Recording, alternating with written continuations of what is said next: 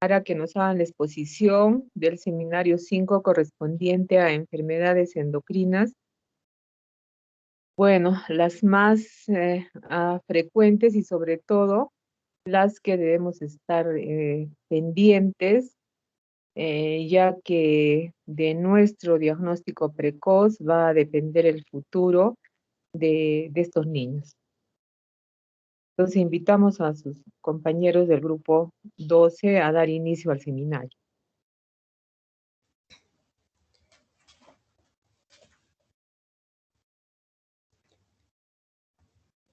Listo, bueno, buenas noches con todos. Nosotros somos el grupo B12.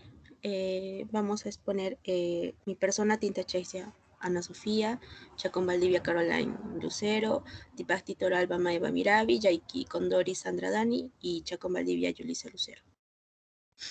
Ahora vamos a ver una pequeña introducción acerca del sistema endocrino. Vamos a ver que la base de este sistema van a ser las hormonas y las glándulas. Como mensajeros químicos del cuerpo, las hormonas van a transferir información e instrucciones de un conjunto de células a otro. Y si bien hay hormonas diferentes que circulan por el torrente sanguíneo, cada una va a afectar solo a las células que están genéticamente programadas para recibir y responder el mensaje, ¿no? En este esquema vemos las hormonas, las glándulas que las fabrican. Bueno, ahora vamos a empezar con el síndrome de Cushing. Vemos que el síndrome de Cushing es el resultado de niveles plasmáticos anormalmente elevados de cortisol u otros glucocorticoides.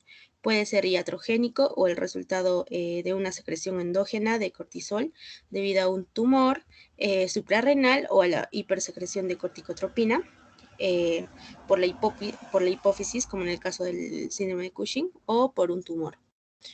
Vemos al lado derecho un cuadrito donde vemos la clasificación etiológica de la hiperfunción córtico-suprarrenal y sus causas, ¿no? Bueno, ahora vamos a ver la etiología. Vemos que la causa más frecuente del síndrome de Cushing es la administración exógena prolongada de hormonas glucocorticoideas, sobre todo a las dosis altas empleadas para tratar a los trastornos linfoproliferativos. El tratamiento de la hiperglucemia, la hipertensión, también la ganancia de peso, así como el retraso de crecimiento longitudinal y la osteoporosis van a complicar ese tratamiento con corticoides. Vemos que la causa más frecuente de síndrome de Cushing endógeno en los lactantes va a ser un tumor córtico suprarrenal funcionante. Los pacientes con estos tumores van a mostrar un hipercortisolismo mezclado con signos de hipersecreción de otros esteroides, como los andrógenos, los estrógenos y la aldosterona. Aunque esto es extremadamente infrecuente en lactantes, la etiología más habitual del síndrome de Cushing endógeno en niños mayores de 7 años vendría a ser la enfermedad de Cushing, en la que una secreción excesiva de ACTH por un adenoma hipofisiario va a producir una hiperplasia suprarrenal bilateral. Con frecuencia estos adenomas van a ser demasiado pequeños para ser detectados por técnicas de imagen y se van a denominar los microadenomas. Mientras que la gran mayoría de dichos tumores van a ser esporádicos, un pequeño número aparecen en familias con síndrome de adenoma, con el nombre de síndrome de adenoma hipofisiario aislado familiar.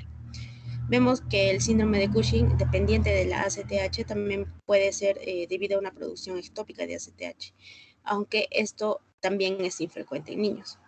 Vemos que la secreción ectópica de ACTH en niños se va a asociar a un carcinoma de células de los islotes pancreáticos, neuroblastoma o ganglioneuroblastoma, así como el hemangiopericitoma y el tumor de Wilms y el carcinoide tímico. Ahora vemos la enfermedad córtico-suprarrenal primaria nodular pigmentada, que es una forma distinta del síndrome de Cushing, independiente de la CTH, que puede ocurrir como un fenómeno aislado o lo que es más infrecuente como un trastorno familiar con otras manifestaciones. Vemos que las glándulas suprarrenales van a estar pequeñas y van a tener nódulos característicos múltiples, pequeños, menores a 4 milímetros de diámetro, pigmentados, de color negro, que contienen células grandes con citoplasma y lipofucina. Vemos que entre los nódulos hay atrofia cortical. Ahora vamos a ver las manifestaciones clínicas. Los signos del síndrome de Cushing se han reconocido en lactantes menores de un año. Este trastorno parece ser más grave y los síntomas clínicos más notables en los lactantes van a ser más notables en lactantes que en los niños mayores. La cara se va a ver redondeada con mejillas prominentes y un aspecto pletórico, es decir, una cara de luna llena. La obesidad generalizada es frecuente en los niños más pequeños. En los niños con tumores suprarrenales, con frecuencia se producen signos de masculinización anormal. En este caso puede haber hirsutismo en la cara y el tronco, también vello púbico, acné, voz grave y aumento del tamaño del clítoris en las niñas. El crecimiento va a estar afectado con disminución de la talla por debajo del percentil 3, excepto cuando una virilización significativa va a producir un crecimiento anormal o incluso acelerado. Vemos que la hipertensión en este caso es frecuente y puede producir en ocasiones insuficiencia cardíaca. Asimismo, un aumento de la susceptibilidad a las infecciones puede conducir a una sepsis. Y vemos en niños mayores, además de la obesidad, la talla baja es con frecuencia una de las primeras características. El establecimiento gradual de la obesidad y una desaceleración o detención del crecimiento pueden ser las únicas manifestaciones precoces. En el caso de los niños mayores van a tener con frecuencia una obesidad más grave en la cara y el tronco en comparación que en las extremidades, ¿no?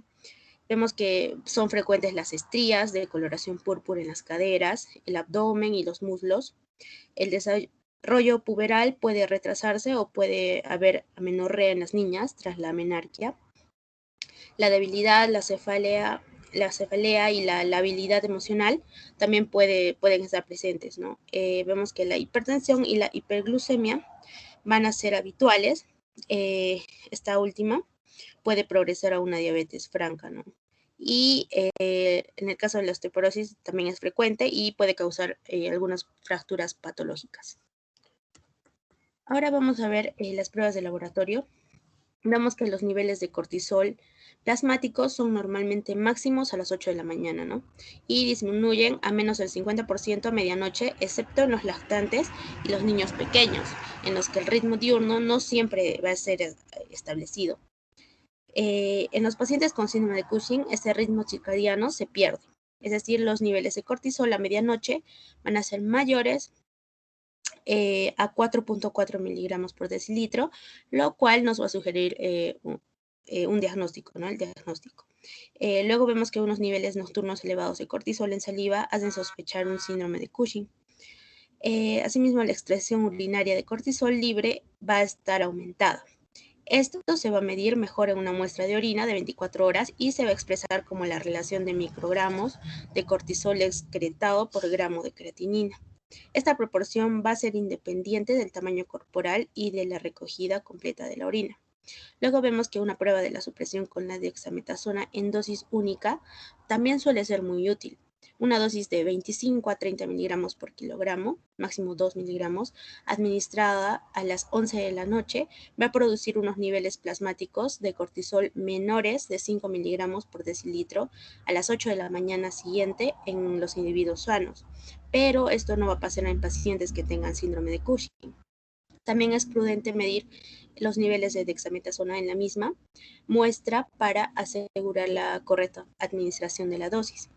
Luego vemos que la prueba de tolerancia de la glucosa suele estar alterada también, pero no tiene una utilidad diagnóstica en este caso, ¿no? Luego vemos que los niveles de electrolitos plasmáticos también van a estar normales, aunque el potasio puede estar disminuido, sobre todo en tumores con secreción ectópica de ACTH. Luego, tras establecer el diagnóstico de síndrome de Cushing, es necesario determinar si está causado por un adenoma hipoficiario o un tumor secretor de ACTH ectópica o un tumor suprarrenal secretor de cortisol. Entonces, vemos que las concentraciones de ACTH van a estar generalmente suprimidas en aquellos pacientes que tengan tumores secretores de cortisol. Va a estar en niveles altos en aquellos que tienen tumores secretores de ACTH ectópico y pueden estar normales en pacientes que tengan adenomas hipofisiarios secretores de ACTH. Vemos que la tomografía computarizada va a detectar casi todos los tumores suprarrenales mayores a 1.5 centímetros de diámetro. En el caso de la resonancia, puede detectar los adenomas hipofisiarios secretores de ACTH, pero muchos son demasiado pequeños para ser vistos. En este caso, la administración de contraste de gadolínio va a aumentar la sensibilidad de detección. Y cuando no se visualiza un adenoma hipofisiario, puede ser necesario para localizar este tumor, obtener muestras de sangre bilaterales de los senos petrosos inferiores para determinar las concentraciones de ACTH antes y después de administrar la hormona liberadora de corticotropina. Esto no está disponible en muchos centros de manera rutinaria y además puede tener una baja especificidad en niños. Ahora vemos el diagnóstico diferencial. Vemos que el síndrome de Cushing se sospecha con frecuencia en los niños con obesidad, sobre todo en caso de que presenten estrías e hipertensión. También los niños con obesidad simple suelen ser altos, mientras que aquellos que van a estar con síndrome de Cushing van a ser bajos, ¿no? Y tienen una velocidad de crecimiento desacelerada. Vemos que aunque la excreción urinaria de cortisol suele estar elevada en la obesidad simple, los niveles nocturnos en saliva son generalmente normales y la secreción de cortisol se va a suprimir con la administración oral de dosis bajas de dexametasona.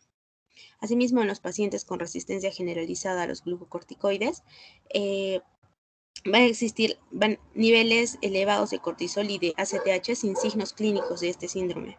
Los pacientes afectados pueden estar asintomáticos o presentar hipertensión, hipopotasemia y pseudopubertad precoz. Estas manifestaciones pueden estar causadas por un aumento de la secreción de mineralocorticoides y de andrógenos suprarrenales en respuesta a los niveles elevados de ACTH. Ahora vemos el tratamiento. En primer lugar, la microcirugía hipofisiaria esfenoidal es el tratamiento de elección de la enfermedad de Cushing hipofisiaria en los niños. La tasa global de éxito con un seguimiento de menos de 10 años es del 60 al 80%. Las concentraciones bajas de cortisol plasmático o urinario después de la cirugía van a predecir una remisión a largo plazo en la mayoría de los casos. Las recaídas se van a tratar con una reintervención o también puede ser con una radioterapia hipofisiaria. Luego tenemos a la ciproheptadina, que vendría a ser un antagonista de la serotonina de acción central, que va a bloquear la liberación de la ACTH. Es empleado para tratar la enfermedad de Cushing en los adultos. Las remisiones no suelen mantenerse tras la interrupción del tratamiento, ¿no?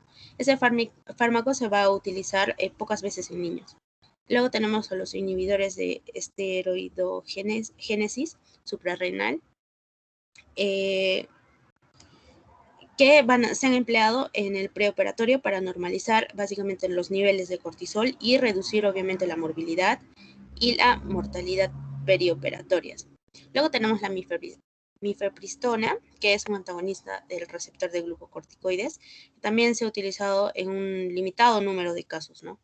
Luego tenemos al pasireotide, que es un análogo de la somatostatina, que puede inhibir la secreción de ACTH y está aprobado para su uso en adultos con enfermedad persistente tras la cirugía o en aquellos en los que la cirugía esté contraindicada. Luego tenemos a si un adenoma hipofisiario no responde al ACTH, al tratamiento, o si la ACTH se secreta por un tumor metastásico ectópico, puede ser necesario extirpar, ¿no?, las glándulas suprarrenales, lo cual se va a hacer a través de una laparoscopía. Esto vendría a ser la suprarrenalectomía, que puede producir un aumento de la secreción del ACTH por un adenoma hipofisiario no extirpado, que se evidencia principalmente por una hiperpigmentación marcada.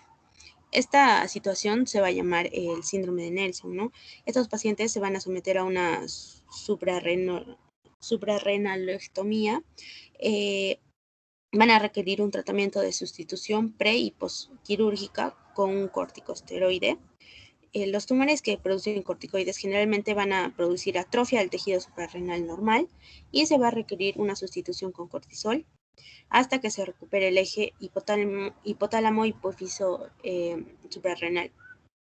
Luego, las complicaciones postquirúrgicas van a comprender entre algunas, la sepsis, la pancreatitis, la trombosis, también una mala cicatrización de la herida y el shock brusco, sobre todo en los lactantes con síndrome de Cushing. Se va a producir un crecimiento de recuperación, una progresión puberal, también un aumento de densidad ósea sustanciales, pero la densidad ósea va a permanecer alterada y la talla adulta con frecuencia va a verse afectada.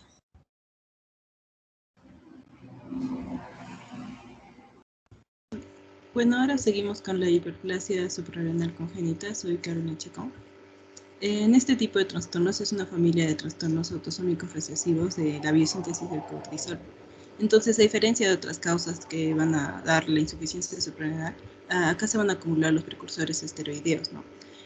Acá, como hay un déficit del cortisol, va a haber aumento del ACTH y a su vez también va a provocar una hiperplasia córtico-suprarrenal y va a haber una producción excesiva de metabolitos. Luego también puede haber signos de síntomas y hallazgos de laboratorio correspondientes a, como se dice, a déficit o exceso de mineralocorticoides y también viralización o también gentilismo. Entonces, dentro de estos tipos de trastornos tenemos a varios más. Pero el que más tenemos es la hiperplasia suprarrenal congénita por déficit de la 21-deshidroxilasa. Esta es en sí, dentro de las hiperplasias suprarrenal congénitas, es más del 90% de los casos. Y va a haber una enzima BP450 donde se encuentra la isoenzima, la CYP21, o sea, la 21-hidroxilasa, que se va a encargar de hidroxilar la desoxicorticosterona. También que es que al final, a la progesterona que la va a hidrolizar a la desoxicorticosterona, que al final nos va a dar la testosterona. Y a la 17-hidroxiprogesterona, que al final nos va a dar el cortisol. Entonces, en sí, esto se va a llamar el déficit clásico de la 21-hidroxilasa. Ambas hormonas en sí van a ser deficitarias en la forma grave, pero de sal. Y ya la afectación menos grave va a ser capaz de sintetizar cantidades adecuadas de aldosterona, pero también tienen niveles altos de andrógeno que ya nos pueden dar la enfermedad virilizante simple. En la enfermedad neoclásica, ellos en sí tienen algo elevados los andrógenos, pero pueden, como se dice, estar asintomáticos o tener algunos signos de exceso de andrógenos. En sí, la epidemiología en este tipo de enfermedades es de 1 en 15.000 a 20.000 nacimientos y aproximadamente el 70% de este tipo de hiperplasia va a ser la forma perdedora de sal y el 30% el virilizante simple y la no clásica solo de 1 a 1000. También en genética, sobre la genética de esta enfermedad existen dos genes, la de esta 21-hidroxilasa, la CYP21P y la CYPI. Hay como unas 300 mutaciones, pero más del 90% de los alelos mutantes van a causar este déficit, más que todo por recombinaciones, ¿no? Y la gravedad de la enfermedad se correlaciona con este tipo de mutaciones. Pensemos en la enfermedad perdedora de sal, van a aportar ya mutaciones en ambos alelos, que ya en sí destruyen casi por completo la actividad del enzima. Entonces podemos tener en sí tres tipos de formas clínicas. La forma clásica con pérdida de sal, que la actividad de enzima va a ser de 0 a 1%. La forma clásica sin pérdida de sal o también la llamada virilizante simple, que tiene una actividad de 1 a 2% de esta enzima. Y la forma tardía o también la no clásica, que ya tiene una actividad de 50%. Entonces, dentro de esta patogenia y las manifestaciones clínicas por el déficit de aldosterona y cortisol van a darnos ciertos signos y síntomas como la pérdida de peso progresiva, anorexia, lipoglicemia, hiponatremia, deshidratación, entre otros. Y esto suele desarrollarse más que todo en los lactantes de 10 a 14 días de vida. Sin tratamiento ya esto puede llegar a shock, arritmias y el fallecimiento también. Entonces, como el cortisol no se sintetiza y aumenta en los niveles de TH y produce la hiperplasia, va a haber los precursores se van a acumular a 100 veces más, sobre todo la 17-hidroxiprogesterona y la progesterona. Y esta progesterona va a actuar como antagonistas del receptor de las mineralocorticoides que en sí van a exacerbar los efectos por el mismo déficit de testosterona que ya tenemos. Entonces, sobre los excesos prenatales ya de estos andrógenos, la 17-hidroxiprogesterona, como no se puede realizar, se va a ir a la biosíntesis de los andrógenos y así el nivel de la androstenodiana va a subir y también va a ser convertida a testosterona. Esto suele comenzar más que todo a los 8 décimas semanas de la edad gestacional. Entonces, en las niñas que han estado expuestas a niveles muy elevados de andrógeno, van a tener genitales externos masculinizados, como la hipertrofia clítoris, la función parcial o completa de los labios, la vagina suele tener una apertura común, con uretra. También algunas niñas pueden ser incluso confundidas con varones que tienen hipospadia o criptorquidia. Y también pero en sí los órganos genitales internos van a ser normales. La exposición prenatal del cerebro a altos niveles en estas niñas puede incluir también los comportamientos sexuales dismórficos, como conductas más agresivas en el juego, más interés en los juguetes masculinos, ¿no? Y también se ha visto que existe una elevada frecuencia de homosexualidad, pero en sí la mayoría son heterosexuales, no tienen confusión en su identidad.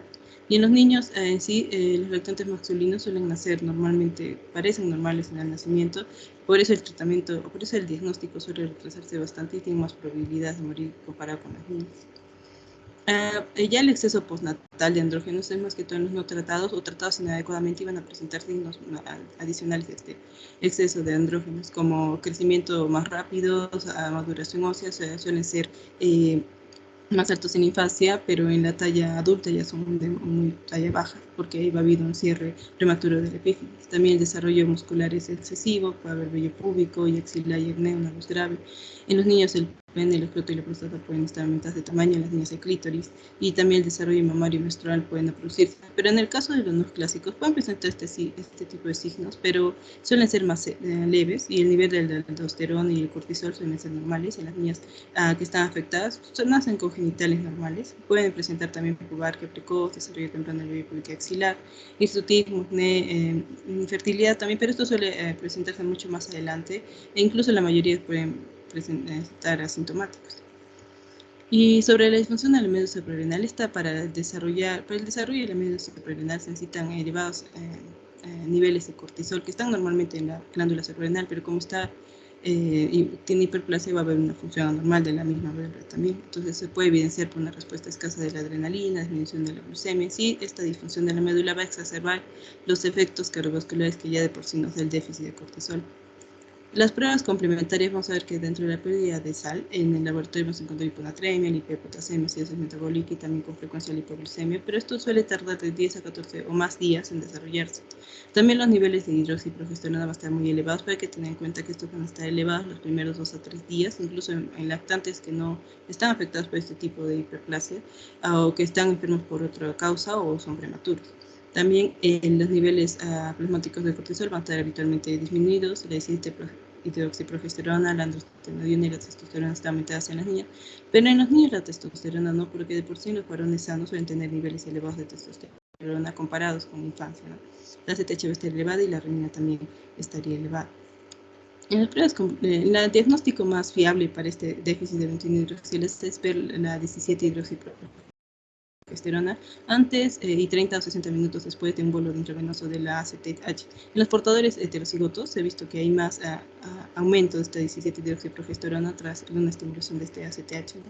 En los lactantes, ya que tienen alteraciones electrolíticas, una estabilidad circulatoria, es mejor no retrasar el tratamiento para hacer este tipo de pruebas por el mismo potencial mortal que tiene esta enfermedad. Entonces, en los exámenes, la evaluación para los lactantes de los genitales ambiguos tiene que ser un examen físico detallado, hay que definir bien la anatomía de los genitales, localizar el método urinario, hay que palpar bien el escroto o los labios, ¿no? Y también las regiones seminales para buscar los testículos. También buscar otras anomalías anatómicas. Se ha visto también que la ecografía puede ser útil para ver si hay presencia o ausencia del útero, o también localizar las gónadas, ¿no? Y para tener un cariotipo rápido, se hace el FISH para determinar rápidamente el sexo, ¿no? Y también se puede utilizar la inyección medio contraste en el seno urogenital en las niñas, más que esto para el tratamiento quirúrgico y tener mayor información. En el diagnóstico prenatal puede ser posible al final del primer trimestre con un análisis de ADN que se obtiene por una biopsia de vellosidades coriónicas o durante ya el segundo trimestre con una amniosíntesis. Pero esto más se suele hacer con padres que ya han tenido tipos de hijos ya afectados así. Entonces, en el cribado neonatal se hace midiendo los niveles de la 17 hidroxiprogesterona en sangre seca que se ha dado por la punción del talón a través de papel filtro, ¿no? Esto se suele utilizar con otros tipos de trastornos también, como el hipotiroidismo congénito, la fibrosis quística, hipoacusia congénita, entre otros. Más que todo, el objetivo de este cribado es analizar la aparición de la crisis de la salina antes de que se presente la potencial mortalidad mortal. También evitar la incorrecta asignación de sexo en las niñas con genitales viralizados y también diagnosticar precozmente las formas virales simples para que no llegue a la hiperandrogenismo durante la infancia. Esto siempre hay que tener en cuenta el sexo, la gestacional y el post-nacimiento. En el tratamiento se utiliza sustitución con glucocorticoides para tratar el déficit de cortisol y más que todo esto sirve para suprimir la producción excesiva de andrógenos en la corteza, minimiza también el problema del exceso de crecimiento, la maduración y la virilización. Suelen utilizarse dosis bastante altas, como 15-20 miligramos a vía oral en 3 dosis, y los lactantes lo suelen usar la dosis máxima. Y también el tratamiento debe continuarse indefinidamente, pero no es necesario realmente en la enfermedad no clásica porque suele presentar síntomas más leves o son asintomáticos, ¿no? También para mantener un crecimiento, para ver el crecimiento se tiene que ver si es superior a la talla, el percentil pasa esto, nos va a decir que es un infratratamiento, pero si hay pérdida de este percentil de la talla, es un exceso de tratamiento.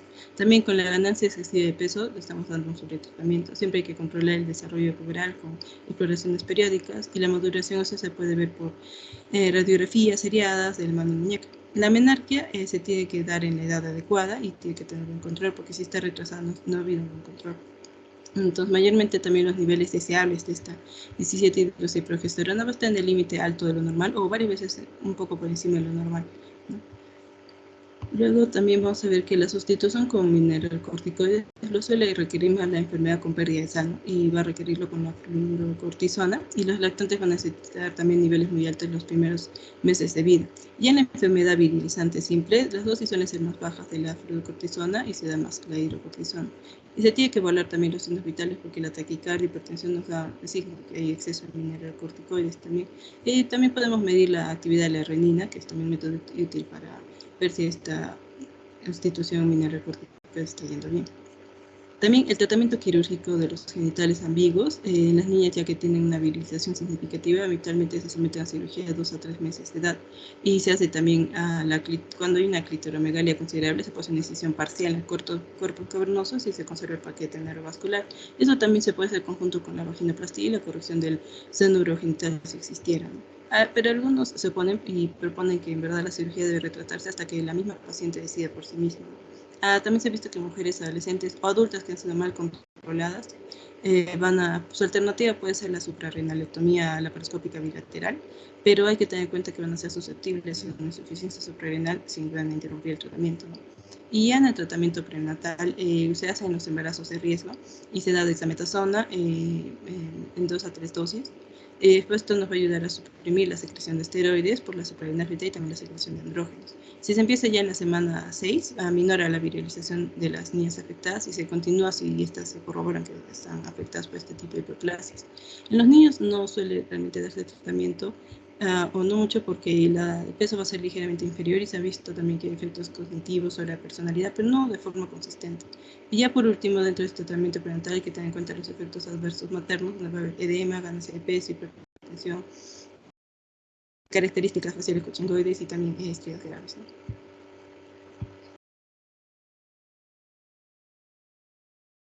Eso sería todo en mi parte.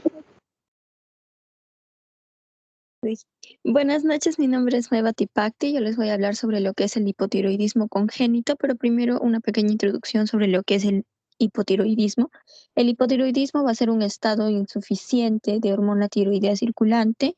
Generalmente se va a deber a una producción deficiente de hormona tiroidea, ya sea porque hay defecto en la propia glándula tiroides, y aquí se va a llamar hipotiroidismo primario, o puede ser que haya una deficiente estimulación de la TSH, y aquí vamos a hablar de un hipotiroidismo central o secundario. También este hipotiroidismo se puede manifestar desde el nacimiento y lo vamos a llamar congénito, o también puede ser adquirido. En mi caso, les voy a comenzar a hablar sobre lo que es el hipotiroidismo congénito. Este hipotiroidismo congénito, en la mayoría de sus casos, se va a deber a una disgenesia tiroidea, y en menor cantidad de casos se va a deber a errores innatos de la síntesis de hormona tiroidea, es decir, una dishormonogénesis, o a otras causas, ¿no?, que son mucho más raras. La mayoría de niños con hipotiroidismo congénito se va a detectar en lo que es el cribado neonatal, que se va a realizar en las primeras semanas de vida y se va a detectar a niños que todavía no tienen ni síntomas ni signos evidentes, ¿no? Pero en caso de que en una zona no haya programas de cribado neonatal, entonces se detectará el hipotiroidismo congénito cuando el pequeño ya tenga una afectación grave, ¿no? Es decir, signos y síntomas evidentes. En cuanto a la epidemiología, se da en 1 de cada 2.000 niños. Hay menor prevalencia en lo que son afroamericanos y mayor prevalencia en lo que son las islas del Pacífico y asiáticos, y también en hispanos y nativos americanos. En cuanto a la etiología, bueno, la etiología del hipotiroidismo primario, tenemos, ¿no?, la medicación materna, excesos de yodo, déficit de yodo, defectos en la síntesis de hormonas tiroideas, es decir, una dishormonogénesis, defectos en la respuesta a la tirotropina, pero lo más importante son los defectos del desarrollo fetal de la tiroides, es decir, disgenesias, porque va a ser la causa más frecuente de hipotiroidismo congénito, va a representar el 80 o el 85% de los casos, de los cuales el 33% se va a deber a disgenesias, es decir, no va a haber tejido tiroideo presente, y el resto, es decir, el 66% de los casos, se va a deber debido a tejido rudimentario tiroideo, ¿no? Que se puede localizar en un lugar, en la posición normal, y se va a llamar hipoplasia, o en posiciones ectópicas desde la base de la lengua hasta el descenso de la tiroides, ¿no? Y esta va a ser una ectopía. Ahora, en las imágenes tenemos las gamografías. Primero la gamografía de una tiroides eutiroidea, es decir, una normal, cómo se ve una hipoplásica y cómo se ve una ectópica, ¿no? Obviamente en la genesia no vamos a ver nada. En cuanto a la etiología del hipotiroidismo central hipoficiario, vamos a ver que puede ser por deficiencia aislada de TSH debido a mutación del gen de la subunidad beta de la TSH, puede ser también debido a mutaciones del receptor de la TRH o a mutaciones de la IGFSH1. También otra etiología es debido a múltiples deficiencias congénitas de hormona hipoficiaria, ¿no? Debido a mutaciones de diferentes genes, ¿no?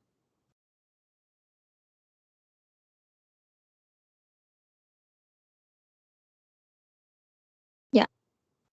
En cuanto a la función tiroidea en niños pretérmino y de bajo peso al nacer, vamos a ver que estos van a ser cualitativamente similares, pero cuantitativamente reducidas, ¿no? Comparados con niños a término. Primero, la T4 en sangre del cordón va a estar disminuida de forma proporcional a la edad gestacional y al peso al nacimiento. La elevación postnatal de TSH va a estar reducida y los lactantes más prematuros van a tener una disminución de la TSH, de la T4 plasmática durante la primera semana, a diferencia, ¿no?, de un lactante a término, que durante la primera semana más bien la T4 aumenta. Ahora, esta disminución en la T4 va a aumentar de forma gradual hasta observarse en niveles normales, ¿no?, de un lactante a término. Y esto se va a dar en un periodo de 6 semanas. Ahora vamos a ver que también va a haber un descenso bueno, eso ya mencioné. Entonces vamos a ver que en general puede haber un hipotiroidismo primario transitorio que los mecanismos que pueden explicar esto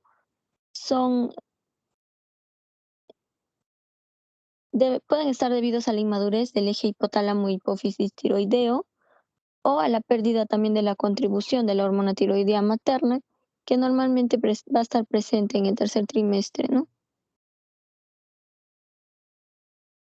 Ahora, en cuanto a las manifestaciones clínicas, generalmente al nacer estos bebés van a ser asintomáticos debido a que va a haber un paso transplacentario parcial de la T4 materna. Estos bebés se van a detectar solamente mediante el cribado, donde vamos a ver que va a haber un T4 bajo, la TSH va a estar elevado.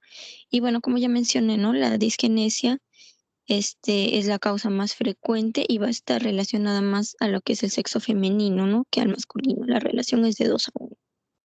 Estos bebés pueden nacer con un peso y longitud normales, pero el perímetro cefálico va a estar ligeramente aumentado. Las fontanelas anterior y posterior también van a estar muy ensanchadas, van a tener una prolongación de la ictericia fisiológica debido al retraso en la maduración de la glucuronidación. Van a haber dificultades en la alimentación, puede haber letargia, pérdida de interés, somnolencia, sofocación. También va a haber dificultad respiratoria debido al gran tamaño de la lengua. Puede tener apnea, respiración ruidosa, obstrucción nasal. Estos bebés también vamos a ver que lloran poco, van a dormir mucho, van a tener poco apetito, van a estar letárgicos, puede haber estreñimiento que no responde al tratamiento. Vamos a ver que tienen abdomen grande, es frecuente encontrar hernia umbilical. La temperatura también vamos a ver que va a estar menor a 35 grados, o sea, vamos a tener una piel extremidades fría. La piel puede estar también moteada. Podemos encontrar también, ¿no? Edema en genitales y extremidades, el pulso lento, soplos cardíacos, cardiomegalia, derrame pericárdico, asintomático. Podemos encontrar anemias macrocíticas. Vamos a ver que el crecimiento en estos niños va a ser lento, por eso van a tener extremidades cortas. Vamos a ver que tienen ojos separados, párpados edematosos, el desarrollo va a estar retrasado y vamos a ver a niños hipotónicos, ¿no? En la imagen, en la parte izquierda, vemos a una lactante de 6 meses que tiene todas las características, ¿no? Es una lactante que tiene dificultades en la alimentación, dificultad respiratoria porque tiene que lengua de gran tamaño. Vemos que está letárgica también, está con la cara edematosa, tiene una expresión triste. Entonces, bueno, en la imagen de la derecha vemos que esta misma niña ya tiene 4 meses de tratamiento y su clínica ha mejorado bastante, ¿no? Con respecto a las pruebas de laboratorio, vemos que, bueno, la principal, la más importante, es la detección sistemática neonatal, es mediante el cribado, ¿no? Este va a ser el principal método. Y la sangre aquí se va a recoger en un papel filtro mediante la prueba del talón en los primeros 5 días de vida. Ahora, la mayoría de los programas de cribado van a medir los niveles de TSH y nos van a detectar lactantes que tengan hipotiroidismo primario, incluidos los que tengan afectación más leve, ¿no? Pero no nos va a detectar pacientes que tengan hipotiroidismo central o hipotiroidismo primario congénito con elevación tardía de la TSH, ¿no? Ahora vamos a ver que también hay algunos programas que van a comenzar midiendo el nivel de T4 y si este nivel de T4 es baja, pasan a la determinación automática de la TSH, ¿no?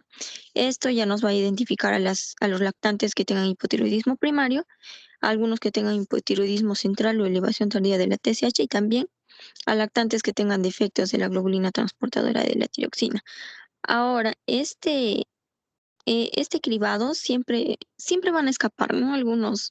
Algunos pacientes debido, no sé, a errores técnicos, errores humanos. Entonces, por eso debemos de tener muy en cuenta la clínica y estar alerta principalmente a bebés con trisomía 21 o defectos cardíacos que tienen mayor riesgo de tener hipotiroidismo congénito. También debemos estar alerta con los gemelos monocoriónicos, con los recién nacidos prematuros y de bajo peso al nacer también, ¿no? Ahora, los pacientes que tengan hipotiroidismo congénito van a tener niveles plasmáticos bajos de T4 y T4 libre. Si existe hipotiroidismo primario, los niveles de TSH vamos a ver que van a estar elevados, frecuentemente mayor a 100 miliunidades. Con respecto a la tiroglobulina generalmente van a estar bajos en niños que tengan agenesia tiroidea, defectos del receptor de la TSH o defectos en la síntesis o secreción de la propia tiroglobulina, ¿no? Y bueno, estos niveles de tiroglobulina suelen estar elevados por el contrario, ¿no? En pacientes que tengan tiroides ectópica. Ahora, otra prueba que podemos realizar, como vemos, son las pruebas radiológicas, donde vamos a ver un marcado retraso en lo que es el desarrollo óseo, ¿no? Generalmente las epífisis femoral distal y tibial proximal, que van a estar presentes normalmente cuando un bebé nace, van a estar ausentes, ¿no? Vamos a ver que están ausentes. En la imagen de la izquierda vemos la ausencia de la epífisis femoral distal en un lactante, ¿no? De 3 meses. Y en la imagen de la derecha vamos a ver una disgenesia epifisiaria, ¿no? En la cabeza del húmero de una niña de 9 años. Ahora, otra prueba que podemos realizar son las gammagrafías, ¿no? Como ya mencioné, que nos pueden ayudar a esclarecer la causa subyacente, ¿no? Podemos ver aquí la disgenesia, si se debe a una agenesia, a una hipoplasia o una ectopía, como ya les mostré en la imagen anterior. Con respecto al tratamiento, el tratamiento de elección es la levotiroxina oral a una dosis inicial de 12 a 15 picogramos por kilo por día, un total de 37,5 a 50 picogramos por día. En casos graves debemos de iniciar con la dosis más alta del rango posológico. Luego debemos de ajustar la dosis en función de los resultados de las pruebas tiroideas séricas y la dosis va a ir en relación con lo que es el peso, ¿no? Es decir, va a disminuir con la edad. En cuanto al control, debemos de controlar los niveles plasmáticos de T4 o T4 libre y también de la TSH. En caso de niños hasta los 6 meses, de bebés, se debe de controlar cada 1 o 2 meses. Y en caso de ya de los 6 meses a los 3 años, se debe de controlar cada 2 a 4 meses. Ahora, el objetivo del tratamiento va a ser mantener los niveles de T4 libre en la mitad superior de los valores de referencia para la edad y mantener los valores de TSH sérica dentro de los valores de referencia para la edad, a ser posible de 0,5 a 2 miliunidades, ¿no? Y en cuanto al pronóstico, primero debemos de saber que la hormona tiroidea va a ser crucial para el normal desarrollo cerebral en los primeros meses postnatales y va a prevenir el daño cerebral irreversible. Es así como vemos, si tenemos un diagnóstico precoz y un tratamiento adecuado, vemos que el crecimiento va a ser lineal, el desarrollo va a ser normal del niño, ¿no? Si es que hay un retraso en el diagnóstico y tenemos un tratamiento inadecuado, ya vamos a ver daños cerebrales de grado variable. Si hay falta en el tratamiento, ya vemos que hay un retraso mental profundo, un retraso del crecimiento también, y si es que el inicio del hipotiroidismo es después de los 2 años, vemos que puede haber desarrollo normal, incluso si el diagnóstico y el tratamiento se retrasan. Entonces es muy importante también saber la edad, ¿no?, en la que se va a iniciar este hipotiroidismo y detectar el hipotiroidismo congénito para prevenir principalmente el daño cerebral irreversible. Hasta aquí mi parte, seguimos con mi compañera Sandra.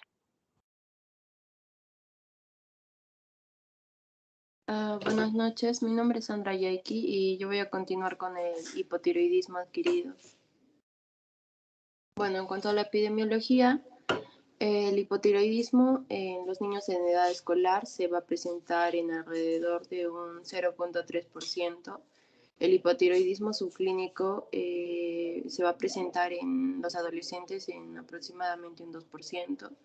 Y el hipotiroidismo adquirido en los niños entre 12 y 19 años va a estar en aproximadamente un 6%. Y el predominio va a ser femenino de 2 a 1 en relación con los varones. En cuanto a la etiología, la causa más frecuente de hipotiroidismo adquirido viene a ser la tiroiditis linfocitaria crónica o tiroiditis de Hashimoto. Y vemos, por ejemplo, en el cuadro los síndromes poliglandulares autoinmunes. Básicamente la enfermedad tiroidea autoinmune se ha relacionado, ¿no? Por ejemplo, con los niños que tienen síndrome de Down, las niñas que tienen síndrome de Turner, con el síndrome de Klinefelter, con la enfermedad celíaca, con la diabetes mellitus, sobre todo la tipo 1, y así como otras enfermedades como el síndrome de disregulación inmune poliendocrinopatía, enteropatía ligada al X, que es el IPEX, como el síndrome de Sjögren también, también a esclerosis múltiple, anemia perniciosa, síndrome de Williams. También se ha visto que puede ser inducido por fármacos. Por ejemplo, la ingesta prolongada de fármacos que contienen ioduros, como por ejemplo expectorantes o suplementos nutricionales, pueden causar hipotiroidismo que puede estar acompañado de bocio. La miodarona, que va a contener un 37% de su peso de yodo, que también va a producir hipotiroidismo en aproximadamente un 20% de niños tratados con este fármaco. Por eso es importante que se hagan determinaciones seriadas de T4, T3 y TSH.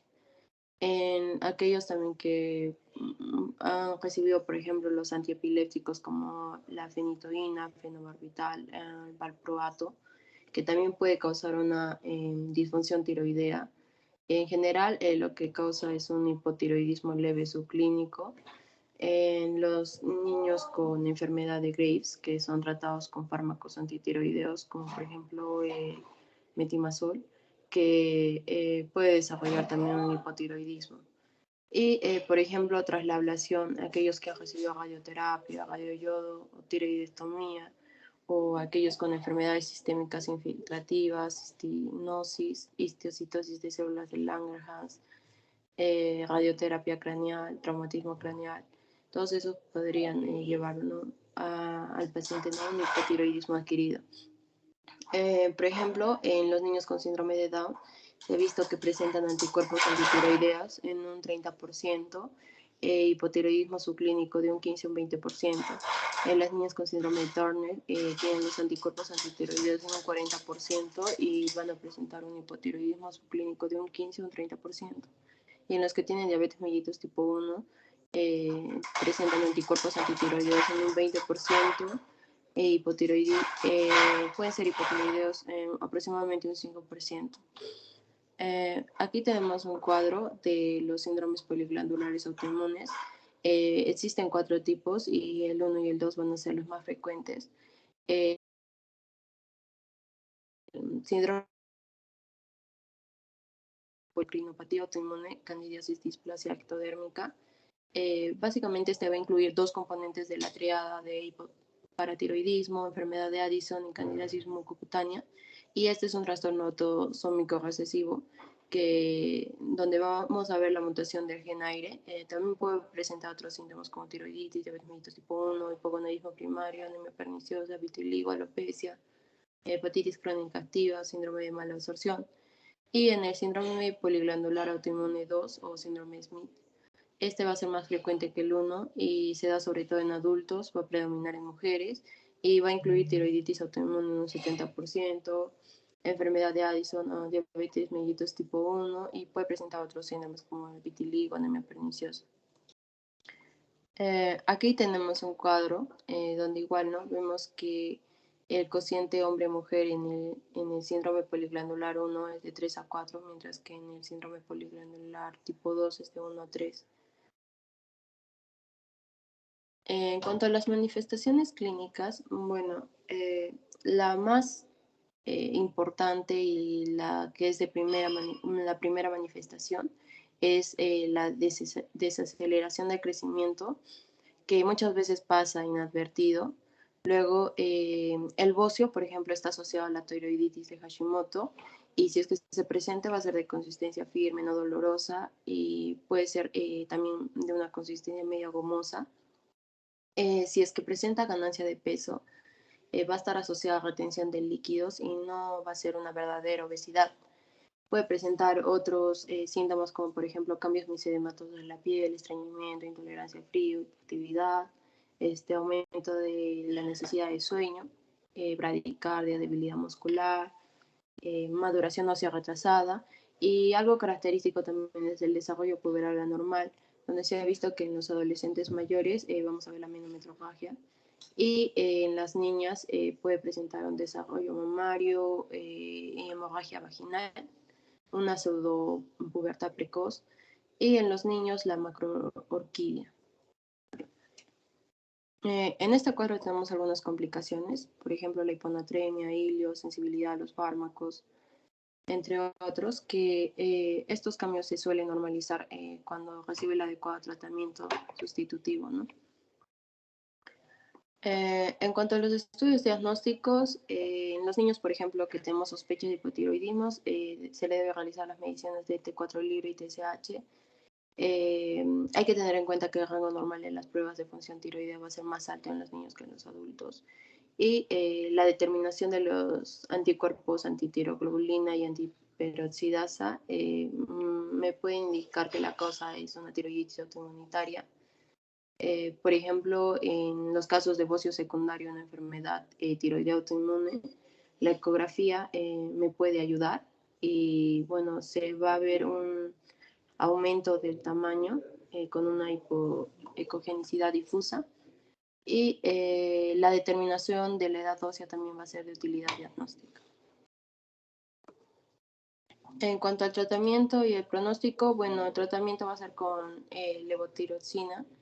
De 1 a 3 años la dosis media es de 4 a 6 miligramos por kilogramo por día, de 3 a 10 años de 3 a 5 miligramos por kilogramo por día, y de 10 a 16 años entre 2 a 4 miligramos por kilogramo por día. En cuanto a la monitorización, se debe medir T4 libre y TSH cada 4 a 6 meses, cada 6 semanas después de cada cambio de dosis. Y en los niños con hipotiroidismo central, los niveles de TSH no se pueden utilizar para monitorizar el tratamiento. Y básicamente el objetivo va a ser mantener una T4 libre plasmática en la mitad alta del rango normal para la edad. En el primer año de tratamiento, muchas veces se ve un deterioro en el rendimiento escolar, trastornos del sueño, inquietud, pero esto va a mejorar con las dosis terapéuticas de T4 y subiendo lentamente la dosis, ¿no?, del fármaco. En cuanto a la tiroiditis, acá tenemos que la tiroiditis linfocitaria o de Hashimoto o la autoinmune viene a ser esta la causa más frecuente de hipotiroidismo adquirido con o sin bocio. Y en cuanto a la etiología, básicamente se produce por la herencia de genes de susceptibilidad implicados en la inmunorregulación, por estímulos ambientales también. En una fase temprana de la enfermedad puede haber hiperplasia tiroidea y luego pasa a ser una infiltración por linfocitos y células plasmáticas entre los folículos y la atrofia de estos. También vemos que aproximadamente en un 60% de las células linfoides infiltrantes son células T, que pueden ser CD4 o CD8. Y un 30% va a expresar marcadores de células B. También vemos que está implicado en los hapatipos del antígeno leucocitario humano y el HLA-DR4 y el HLA-DR5 se ha visto que están relacionados con mayor riesgo de bocio y tiroiditis, y el HLA-DR3 con una variante atrófica de la tiroiditis. También vemos los anticuerpos antiperoxidasa tiroidea y los anticuerpos antitiroglobulina, que van a estar presentes en el plasma del 90% de los niños con tiroiditis linfocitaria crónica, así como otros anticuerpos también que van a estar presentes.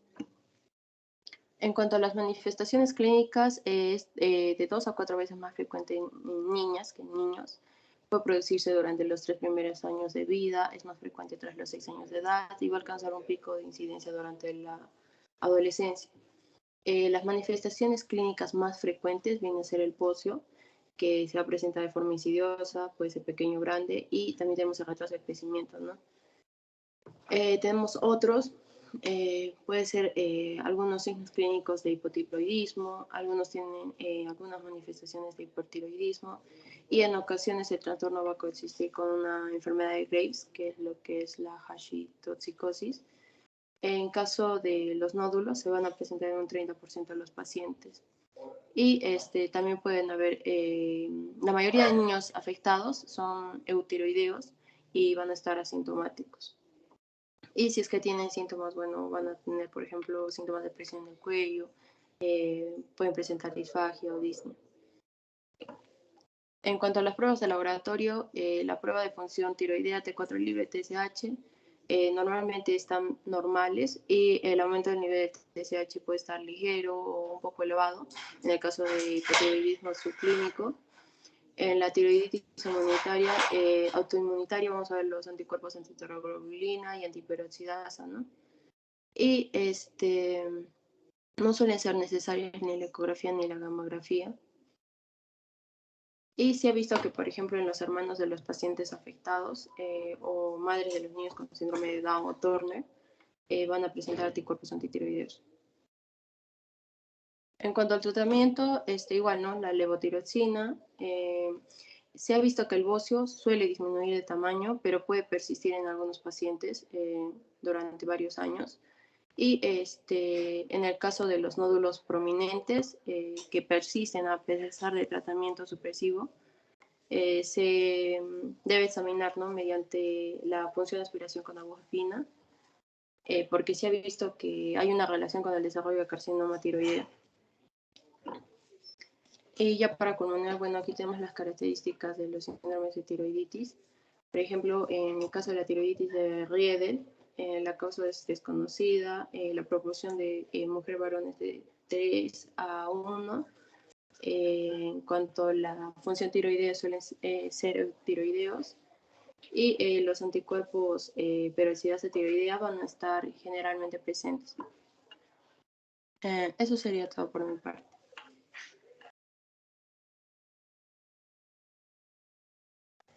Bueno, continuando con la exposición, vamos a hablar ahora de los trastornos de la glándula paratiroides. Mi nombre es Julissa Chacón.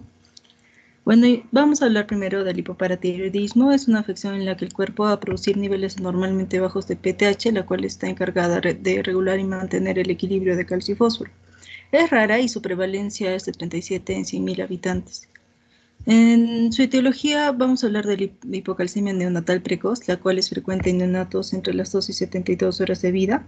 La hipocalcemia neonatal tardía va a estar presentándose durante la primera semana y su alimentación, bueno, el tipo de alimentación es determinante del nivel de calcio plasmático, al igual también se supone de la inmadurez funcional de la glándula paratiroides, que sucede igual en los lactantes con hipocalcemia idiopática transitoria, el cual el PTH es más bajo que en lactantes normales.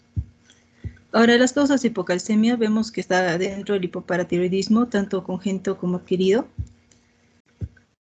Vemos aquí que en la aplasia o hipoplasia de las glándulas paratiroides se está asociando con el síndrome de DiGeorge y se presenta una hipocalcemia neonatal que es transitoria. El hipoparatiroidismo autosómico recesivo con características dismórficas se presenta en niños de Oriente Medio y hay hipocalcemia profunda en las etapas tempranas y también se presenta características dismórficas como la microcefalia, la micrognatia, ¿no? Ahora, en el síndrome de hipoparatiroidismo, sordera neurosensorial y anomalía renal, vemos que hay mutaciones en el gen GATA3, el cual codifica una proteína por este gen y es muy esencial esta para el desarrollo de la paratiroides, el sistema auditivo y los riñones. En la supresión de la secreción neonatal de PTH debido a hiperparatiroidismo materno se produce hipocalcemia transitoria en el recién nacido. Y más que todo, la tetania suele desarrollarse en la tercera semana y puede retrasarse en la lactancia materna. En lo que es en la forma autosómica dominante va a haber mutaciones activadoras del receptor sensor de calcio, por lo tanto este va a estar activado incluso en la hipocalcemia produciendo la depresión de PTH. En la tipo autoinmunitario se asocia con la enfermedad de Addison y la candidiasis mucocutánea crónica, también con la enfermedad poliglandular autoinmune tipo 1, que es como la APZ, que es la poliendocrinopatía autoinmune, candidiasis y distrofia ectodérmica. En el tipo idiopático vemos que es la pequeña proporción de niños que tienen esta enfermedad, pero no se conoce su causa. Se piensa que si se presenta en los primeros años puede darse por un trastorno autoinmune. En el diagnóstico diferencial, las formas incompletas del síndrome de DiGeorge se deben considerar. Ahora, en las manifestaciones clínicas van a variar desde la ausencia de síntomas hasta el déficit completo y de larga duración. Vemos que hay dolor muscular y calambres, también suele presentarse a veces como únicos síntomas el signo de Chostek o de Trousseau, también convulsiones. En la hipocalcemia de larga evolución hay alteraciones en dientes, piel, candidiasis mucocutánea, cataratas. Si se inicia el tratamiento tarde, entonces puede haber deterioro físico y mental permanente. En las pruebas complementarias vemos que el calcio está disminuido, el fósforo está aumentado, la fosfatasa alcalina suele estar normal o disminuida y el calcitrol generalmente está disminuido. Siempre hay que cuidar los niveles de magnesio. La PTH va a estar disminuida y en las radiografías óseas vemos que hay la densidad aumentada en la metáfisis. En el cráneo vemos calcificaciones en los ganglios basales. En el EKG vemos prolongación en intervalo de la QT y en el electroencefalograma hay una actividad lenta generalizada, ¿no? Estos dos últimos desaparecen si se corrige, por ejemplo, la hipocalcemia o se mantiene el calcio durante varias semanas en su nivel normal. Ahora, si vemos a un niño entonces con hipocalcemia confirmada, ¿no? Y también la PTH está disminuida, vamos a ver que es un posible hipoparatiroidismo, entonces hay que ayudarnos de la anamnesis médica, ver si hay antecedentes de cirugías en la paratiroides o también en la exploración física, ver si tiene candidiasis o signos de tetania, antecedentes familiares, ver si hay un familiar con enfermedad de Addison, por ejemplo, ¿no? También un cribado genético o estudiar los genes como por ejemplo el GATA3, la evaluación de anticuerpos y también de pruebas de audición y estudios de imagen renal. En el tratamiento, la tetania neonatal va a ser tratada con el gluconato de calcio al 10%, de 1 a 3 miligramos por kilo, en una velocidad de 0.5 a 1 mililitro por minuto, siempre vigilando la frecuencia cardíaca del niño. También calcitriol, el cual su dosis inicial es de 0.25 microgramos en un día. Su dosis máxima sería de 1 a 2 microgramos al día, ¿no? Se debe de evitar o reducir los alimentos con alto contenido de fósforo. Siempre estar evaluando la clínica, también las determinaciones deben ser frecuentes de calcio. Y si se da hipercalcemia durante este tratamiento, debe interrumpirse y reiniciarse con dosis menores cuando el calcio esté normal. Ahora, el diagnóstico diferencial, como se dijo antes, se debe considerar el déficit de magnesio, ya que va a alterar la liberación de PTH y inducir la resistencia a los efectos de la hormona. También considerar la intoxicación por fósforo inorgánico en la fase temprana del tratamiento de leucemia linfoblástica aguda, al igual que en el síndrome de Kenny-Caffey, va a haber hipocalcemia. En el pseudohipoparatiroidismo vemos de que se le llama también osteodistrofia hereditaria de Albright o HA. Va a tener tipos, por ejemplo la 1A, en la cual se presenta acortamiento del cuarto y quinto metacarpiano, la MP cíclica está disminuida, hay baja talla, la cara es redonda. El tipo 1A tiene este subtipo que es el pseudo-hipoparatiroidismo, que tiene el mismo fenotipo pero sin alteración del metabolismo de calcio. Hay también obesidad, hipocalcemia con PTH alta y pterigoncolia. Entonces, en esta tabla se ve cómo se puede diferenciar el hipoparatiroidismo con el pseudohipoparatiroidismo. En el hipo vamos a ver de que no hay manifestaciones de OHA que ya se mencionaron, pero en el pseudohipoparatiroidismo sí en algunos tipos. El calcio sérico va a estar disminuido en todos, menos en el subtipo pseudo-pseudo. La PTH va a estar disminuida, obviamente, en el hipoparatiroidismo, pero esta va a estar aumentada en el pseudohipoparatiroidismo. En el hiperparatiroidismo vamos a ver que el primario es una producción excesiva de la PTH por un defecto primario de las glándulas paratiroides, por ejemplo una adenoma o hiperplasia. El secundario va a ser más que todo algo compensatorio para corregir estados hipocalcémicos de diversos orígenes, como en el raquitismo o síndrome de mala absorción. En el pseudohipoparatiroidismo, como se vio antes, va a haber niveles de PTH aumentadas debido a una mutación en la proteína GS-alfa. La cual interfiere en la respuesta a la PTH. En la epidemiología vemos que la prevalencia va a ser 1 a 3 por 1000 de la población en general, y hablando en la edad pediátrica, la primaria va a afectar más a los varones, excepto en los neonatos, y la mayoría se producen en niños mayores de 10 años. El 5% del total en la infancia del diagnóstico va a ser entre los 3 meses y 10 años. En la etiología vemos que en el tipo infantil es infrecuente, pero su inicio durante la infancia puede deberse a un adenoma único benigno y se da más que todo después de los 10 años. En el tipo neonatal grave es poco frecuente, hay síntomas como anorexia, irritabilidad, reabsorción ósea superióstica, Pueden ser síntomas leves o con evolución rápidamente mortal.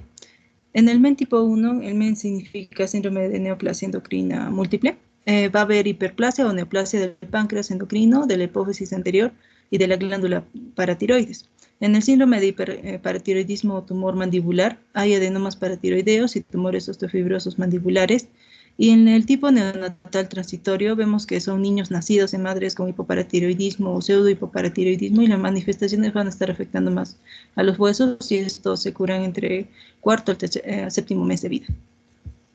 Acá vemos diferentes causas de hipercalcemia. Está dentro obviamente del hiperparatiroidismo, puede ser esporádico, familiar, secundario, terciario o hipercalcemia de la malignidad. En las manifestaciones clínicas a todas las edades va a haber debilidad muscular, astenia, anorexia, dolor abdominal, náuseas y vómitos. En la hipercalcemia de larga duración hay nefrocalcinosis, también puede haber cálculos renales, y en los cambios óseos se ve dolor en la parte posterior de extremidades, ¿no? También vemos de que la talla baja puede hacer así por la compresión de las vértebras. También en las crisis paratiroideas, aparte de que el calcio está aumentado, hay oliguria progresiva, azoemia, estupor y coma. En los lactantes vamos a ver estas manifestaciones como retraso del crecimiento, dificultades en la alimentación e hipotonía. Y en la hipercalcemia de larga evolución hay trastornos cognitivos y también manifestaciones psiquiátricas. En las pruebas complementarias vemos de que el calcio está aumentado, el fósforo está disminuido, la PTH intacta está aumentada en relación con la calcemia. Las radiografías van a estar mostrando reabsorción del hueso superióstico en las márgenes de las falanges de manos, y en el cráneo una trabeculación rudimentaria. En las fases más avanzadas puede haber rarefacción generalizada, quistes, tumores, fracturas, ¿no? Y en las radiografías abdominales vemos que puede mostrar litiasis renales o nefrocalcinosis. Ahora, entonces, si vemos, ¿no?, que hay una hipercalcemia con la PTH elevada, hay que considerar el hiperparatiroidismo terciario, secundario, insuficiencia renal crónica, por ejemplo, o también raquitismo hipofosfatémico o una hipocalcemia maternal. El tratamiento es la exploración quirúrgica. Si se encuentra un adenoma, se debe de extirpar. La mayoría de los recién nacidos con hipercalcemia grave requiere paratiroidectomía total. El paciente debe ser observado tras la intervención por si desarrolla hipocalcemia, que normalmente se trata con gluconato de calcio, como se vio. La tomografía, ecografía en tiempo real y gammagrafía suelen ser útiles para diferenciar entre un adenoma único frente a una hiperplasia difusa.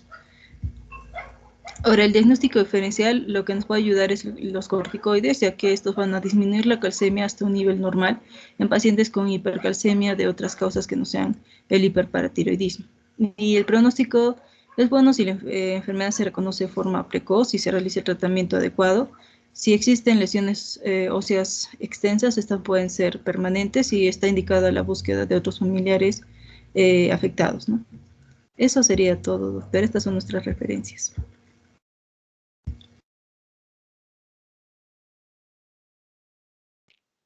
Bueno, han escuchado la exposición de sus compañeros. Algunas preguntas.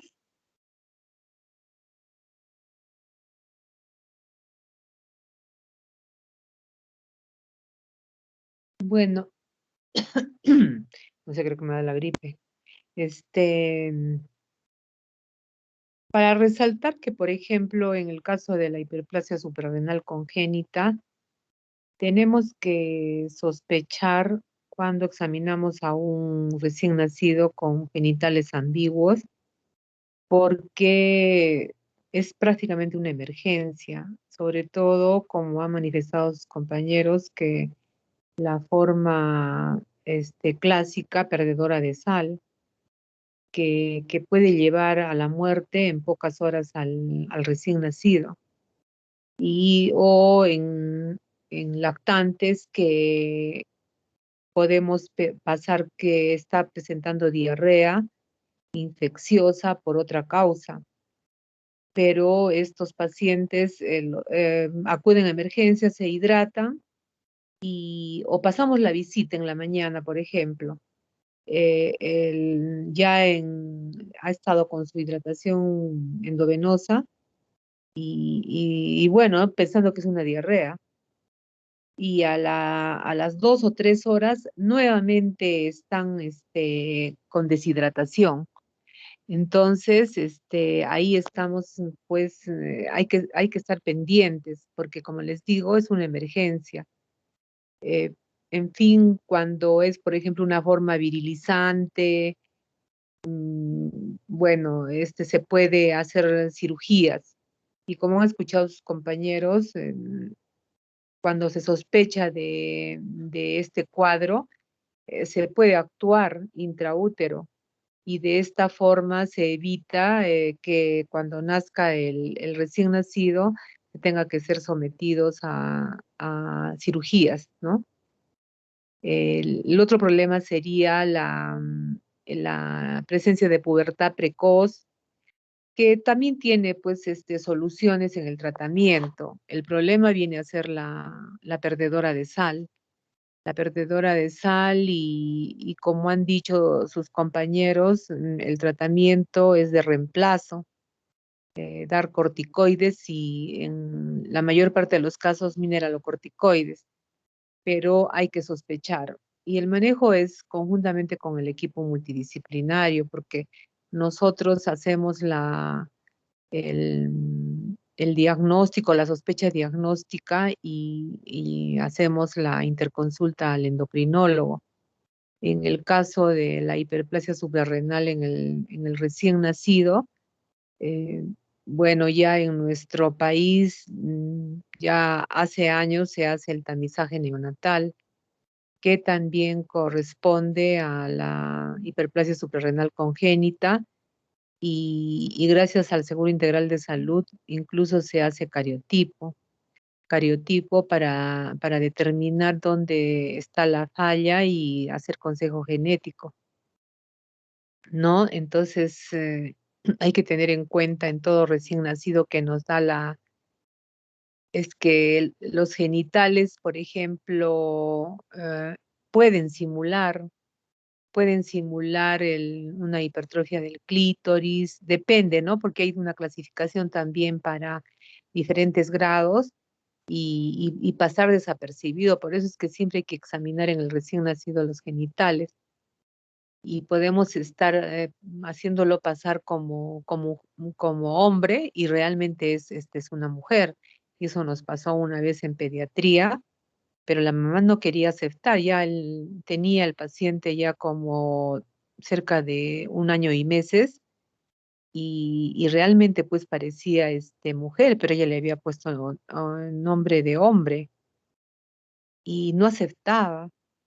Y me acuerdo que en ese tiempo no, en el hospital no había buen ecógrafo y no se le pidió su alta a la mamá, porque queríamos ver si realmente tenía los órganos femeninos internos, ¿no? Tenía útero, ovarios, pero no dejó. Entonces, es en el sentido de la hiperplasia suprarrenal congénita que, bueno, lo que hay que hacer es, me estaba olvidando que de lejos, el 85, incluso el 90-95% es por déficit de la 21 hidroxilasa. Entonces, como esta es una vía metabólica, se van acumulando los precursores. Y en el caso de la 21 hidroxilasa, la que se acumula es la 17 hidroxiprogesterona.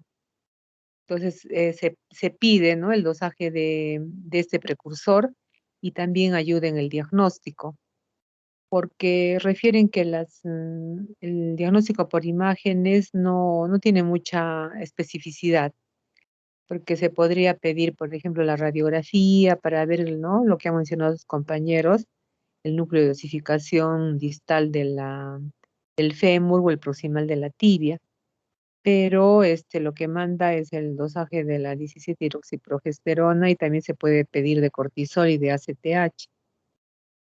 Y en el caso del hipotiroidismo congénito, eso también, miren cómo ha ido evolucionando, porque antes se decía porque ¿cuál es lo más peligroso de este cuadro? Es el retardo mental y eso es irreversible. Ya de nada vale hacer el diagnóstico cuando tiene ya todos los rasgos de un paciente hipotiroideo, ¿no? De cretinismo.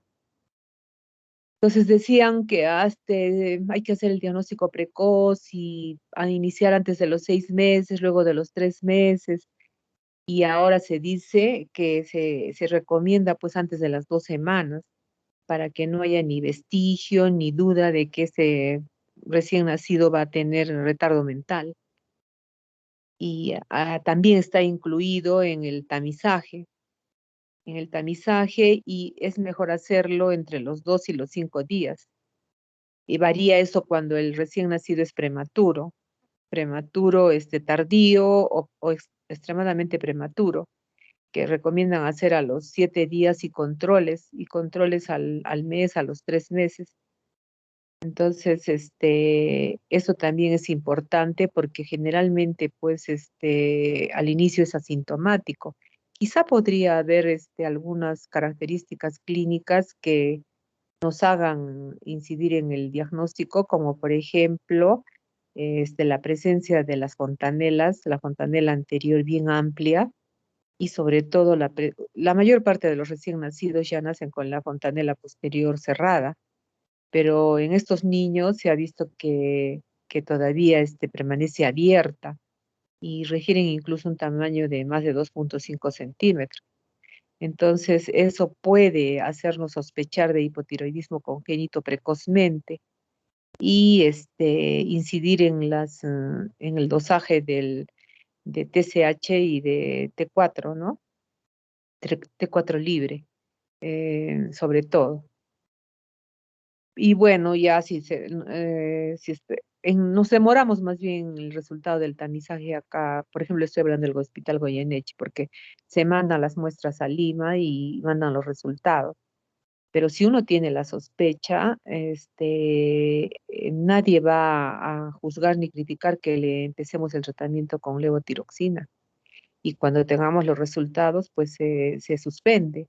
O también puede tratarse de un hipotiroidismo transitorio, dependiendo de los antecedentes de la madre, ¿no? Puede ser que la madre esté tomando levotiroxina y ha producido un hipotiroidismo transitorio en su recién nacido, pero peor es de que cometamos el error de dejarlo esperar el resultado y no incidamos en el diagnóstico y no nos aseguremos que este niño ya va a tener algún grado de retardo mental. Entonces, bueno, porque nos vamos a demorar en que si la ictericia está prolongada, tendríamos que esperar casi 2 semanas o más, de repente 3 semanas, o que se duerme mucho, o que tiene el llanto ronco, grave, el estreñimiento, la tendencia a la hipotermia, para pensar en el diagnóstico de hipotiroidismo. Pero la fontanela sí ayuda mucho. He visto, antes hacíamos nuestras guardias también en recién nacidos y miré un recién nacido que por la fontanela posterior abierta le detectaron rápidamente el hipotiroidismo congénito. ¿Y cómo modifica? Me acuerdo que cuando la emergencia del Goyeneche era para el lado de Goyeneche, vino un lactante de 3 meses, me parece, eh, y la mamá joven estaba parada ahí en el consultorio. Y bueno, nosotros cuando ya terminamos de atender a un paciente y le preguntamos, ¿no?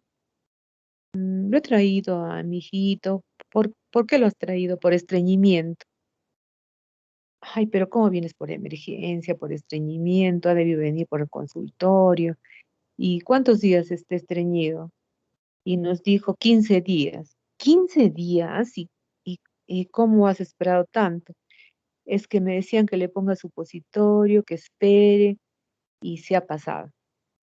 Entonces, ya, a ver, pasa, lo echamos en la camilla y no tenía muchos rasgos en su facies, pero cuando lo estamos examinando comienza a llorar y era pues tremendamente gruesa su voz, un llanto bien ronco. Entonces nos miramos con el interno y hipotiroidismo. Y se hospitalizó para hacerle, en ese tiempo pues no había dosaje de hormonas o había un endocrinólogo, el doctor César Delgado Padre, que tomaba las muestras y enviaba para que las hagan en Lima. Y él todavía hacía captación de yodo, esas cosas que ya no se usan, ¿no?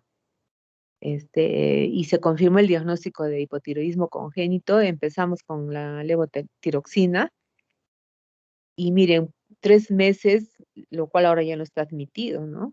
Y hay el riesgo de retardo mental, pero empezamos el tratamiento y bueno, lo hemos seguido a este niño como hasta los 5, 6 o 7 años y felizmente que no dejó ningún rasgo de retardo mental. Estaba en el colegio, claro que era un poco hiperkinético según su mamá, pero más nada. Entonces, eso es en cuanto a hipotiroidismo congénito, estar pendiente, ¿no? Y bueno, como han mencionado también la tiroiditis de Hashimoto, hubiera sido, bueno, otros compañeros han hablado bastante sobre hiperparatiroidismo, pero se han olvidado de la enfermedad de Graves-Gacedo, que es necesario que la lean porque se puede presentar. Y como anécdota negativa, porque sí, pues si no has visto un caso, se te puede pasar, como les repetí en el anterior seminario. Una guardia, viene una niña será unos 7 años, y referían que tenía fiebre, pero esa noche la traían porque estaba taquicárdica y como que tenía una molestia en la región precordial y estaba muy ansiosa. Ella decía dolor. Y a veces pues uno por confiarse, ¿no? La residente estaba con diarrea y le había pedido el examen de heces. Efectivamente tenía taquicardia y, y le pedimos los exámenes, pero la verdad que yo no le examiné el cuello. Pero sí, cuando entré y me la presentó la residente, me llamaba la atención los ojos. No era un verdadero exoftalmus, diría que es leve. Hay familias que tienen los ojos medio saltones, como decimos, y yo le miraba a la niña y le trataba de mirar a la mamá. Y justo le iba a preguntar si sus ojos siempre han sido así. Sí me llamó la atención, pero solo que me faltó incidir más. Entonces, le bajamos la fiebre y con ello bajó la frecuencia cardíaca, pero siempre tenía tendencia a la taquicardia y no le examiné el cuello. Pero sí me llamó la atención el leve exoftalmo que le había mirado. Y lo que hicimos fue más bien retener su historia y le dijimos que venga, que le íbamos a hacer una interconsulta al cardiólogo por esa taquicardia. Y al día siguiente vino y parece que vino más taquicárdica. Y claro, ya cuando él le ha tomado el electro, el cardiólogo, era evidente que tenía pues bocio en el cuello. Y la residente no me dijo nada, ni yo tampoco le examiné el cuello, y, y ya pues quien hizo el diagnóstico fue el cardiólogo, porque le puso causas de taquicardia en niños, hay que descartar hipertiroidismo y examinar siempre el cuello. Hay niños que tienen el cuello engrosado. Preferible a esos niños hay que tomarles, a pesar que nos dicen que la ecografía de tiroides no sirve, pero de todas maneras habría que pedirles y preguntar sobre síntomas de hipertiroidismo, ¿no? Si hay calor extremadamente, son calurosos, si hay temblor, ¿no? Y algo que nos oriente, pero no dejar desapercibido el examen del cuello. Cuello engrosado, sospechar, ¿no? Entonces, repasen sobre todo de lo que les he incidido. Y la verdad que hiperparatiroidismo no he llegado a ver en todo este tiempo, quizás con ya consultas dirigidas a endocrinología o que pacientes que han sufrido de algún procedimiento quirúrgico de tiroides, puede producirse, pues, ¿no? Porque generalmente se llevan las paratiroides. Entonces, bueno, eso sería lo que les quería decir, ¿no? Y felicitar a sus compañeros porque han hecho una revisión completa, que ustedes la van a completar leyendo hipertiroidismo, para que no les pase lo que me pasó a mí. Muchas gracias, doctora. Ya, entonces nos estamos,